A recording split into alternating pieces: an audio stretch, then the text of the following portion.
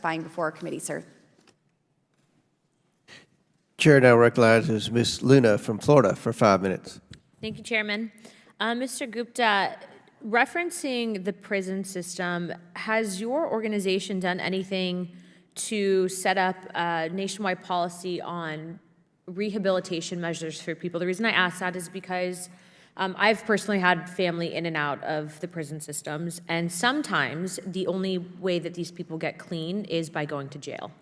And when someone does not go through that transition, they end up back within, whether it's the criminal cycle or the jail system itself. So can you elaborate on that a little bit for me? Thank you, Congresswoman. You rightly pointed out this is a very important population, and at any given day, there's 2 million Americans incarcerated, and 60 to 80% of them are in prison or jails because of either drug use or Addiction. Drug-related crimes. We've committed to offering treatment to everyone in custody in the Federal Bureau of Prisons, and we've also released guidelines for 1115 Medicaid waiver to states to do the same for their jails and prisons. 15 states have already applied, 2 have been approved, including state of Washington and California. What does that treatment involve? Is it drug-related, or is it actually a step program that something like you'd see out of Narcotics Anonymous?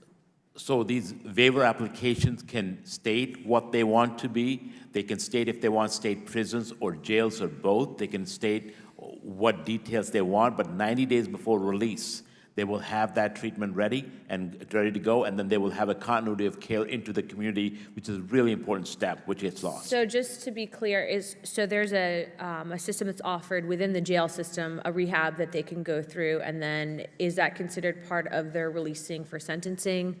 If they continue the program, are they given more lenient sentence? How does that work? So that might be a drug court program, which we also support. We also support diversion or deflection programs. That's the entire arc of the criminal justice system. But in this case, when they're planned to be released in 90 days, and for a lot of jails, the turnover time is a lot shorter than that. It's oftentimes 50, 70 days. So that will be that their Medicaid or whatever insurance will not be turned off. They will continue to have that treatment, and they can get that treatment while in custody. As part of that treatment, is there any faith-based organizations that are allowed to go in to facilitate that? I think at this point I can get the details for you, but it's going to be the states that are going to have to propose that to CMS. Okay. The next question I had was to follow up on one of my colleagues from across the aisle over there. I heard you answer on China being uncooperative with basically stopping some of the initial, I guess, chemicals for fentanyl production. I didn't hear you touch on India and how they've been effective, if you can just reiterate that. Thank you, Congresswoman. We are having, since 2020, a counter-narcotics working group with India, India being a large chemical industry as well as pharmaceutical. They have been very cooperative.